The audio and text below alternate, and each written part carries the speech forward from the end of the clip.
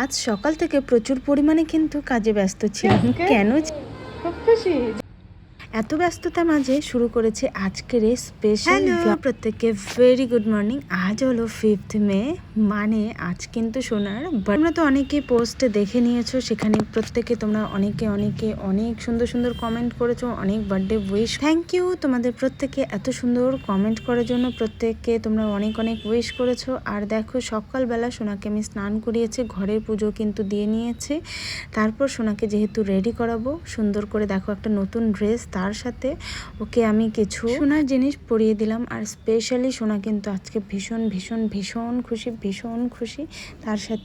তার সাথে আমরাও কিন্তু ভীষণ খুশি। 2021 5th মে আমরা দুজনেই কিন্তু বাবা মা হয়েছি। তার সাথে সোনার প্রথম কান্নাটাও কিন্তু আমরা শুনে দেখতে সোনার কিন্তু 5টা বছর কমপ্লিট হলো। কোথা থেকে বুঝতেই পারো। সবার প্রথম আমরা এসেছিলাম মন্দিরে, ঠাকুরের কাছে আশীর্বাদ নিয়ে নিলাম। আর এই হলো ওদের দুই ভাই বোনে কি পরিমাণে দুষ্টামি, মারপিট, ভালোবাসা ওদের মধ্যে। জানো তো দেখতে 5টা বছর কমপ্লিট হয়ে গেল।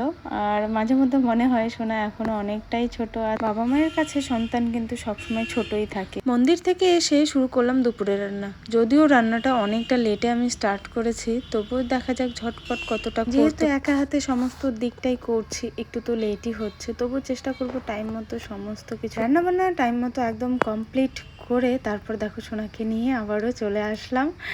সুন্দর করে একটু চেয়ারটাকে সাজিয়েছিলাম, তার সাথে যতটা পেরেছি একটু সুন্দর করে সাজানোর চেষ্টা করেছি। আর আজকে যেগুলো রান্না করেছি প্রত্যেকটাই কিন্তু সোনার সব থেকে ভীষণ পছন্দের।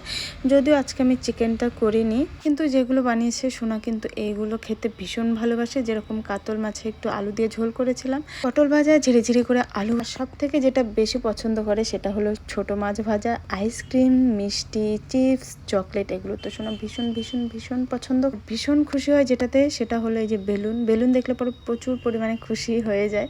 তো আমি চেয়ারের মধ্যে 2টা বেলুনও দিয়েছি। তো এই হলো আজকে সোনার স্পেশাল মেনু। চিকেনটা ভালোবাসে, কিন্তু আজকে আমি চিকেনটা করিনি, চিকেনটা অন্য কোনো দিন। তারপর দেখো আবারও চলে আসলাম সন্ধ্যাবেলায়। সন্ধ্যা শুরু হতে না হতেই শুরু হয়ে গেছিল তোড়জোড়। কেন বলছি, দাঁড়াও তোমাদের দেখাই। এখানে কিন্তু ডেকোরেশন হচ্ছে, কিভাবে কি হবে না হবে সেই সমস্ত কিছুই কিন্তু ছাদে হচ্ছে। রান্নার সমস্ত কিছু কিন্তু আমরা এবছর দিয়েছি ক্যাটারিং, তো সমস্ত দায়িত্ব রয়েছে ক্যাটারিং। তো সেই সমস্ত কিছু দেখো সন্ধ্যাবেলা চলে এসছে। ওই যে বললাম সন্ধ্যা থেকেই তোড়জোড় শুরু হয়ে গেছে, সেটাই তো। এদিকে দেখো সমস্ত কিছুই কিন্তু চলে এসছে। এখন একে সমস্ত কিছুই কিন্তু যাবে ছাদে। আর পুরো বাড়িটাই কিন্তু সুন্দর করে সাজানো হয়েছে। বিশ্বাস করো যতটুকু পেরেছি ভীষণ সুন্দরভাবে করার চেষ্টা করেছি। অবশ্যই সবটা তোমাদেরকে দেখাবো, বলবো। অনেক গল্প আছে তোমাদের। চলো আজ আসি, নেক্সট ব্লগে দেখা হচ্ছে। প্রত্যেকে ভালো থেকো, সুস্থ থেকো। এখানেই টাটা করছি।